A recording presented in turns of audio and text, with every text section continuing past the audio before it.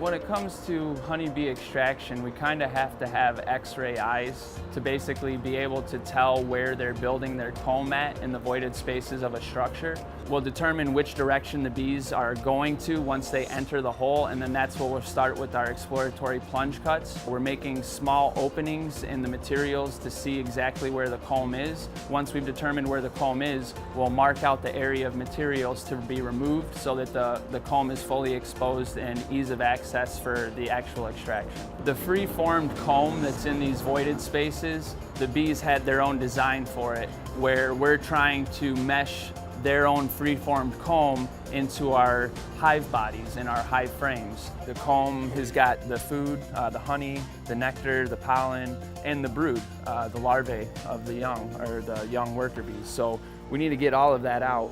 Once we get the comb extracted out of the wall, we'll roughly shape it to fit inside of this frame, and then we'll put the frames into the hive body, and then cap it off, transfer them, relocate them. The reason why we want to take the free-formed comb and get it into frames is so that we can properly help manage the bees. By us removing all of the honey with the bees and the comb, there's no longer a food source for other types of pests like ants, mice, other flying, stinging things that are looking to forage on that free honey. By extracting them from the outside, we're able to keep the bees alive and keep that diversity of their genetics in the gene pool. The majority of our customers feel very strongly about doing it this way as opposed to just killing them off, because they are aware in the fact that there is colony collapse and there is all of these pressures on the honeybees. Most generally, there was some type of gap or hole or deficiency that led these bees to find these voided spaces. So as a form of preventative means, we'll help the customer out by sealing those areas directly located where we do the extraction.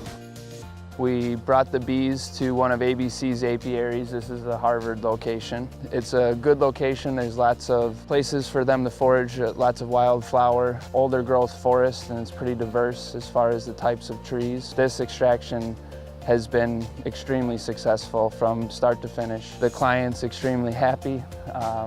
We're happy to be able to give these guys a home that's out of the flight path of people. So we're eliminating that risk of human health and safety. It's not necessarily an exact science, but we're getting really good at developing special techniques to ensure that we have the most successful extraction, and every extraction, depending on the size, is more and more successful. Yeah, I definitely love the fact that we're capable of basically removing thousands of things that equate to one superorganism and then relocate them to another place and ensure their continued health and happiness. I definitely love that aspect.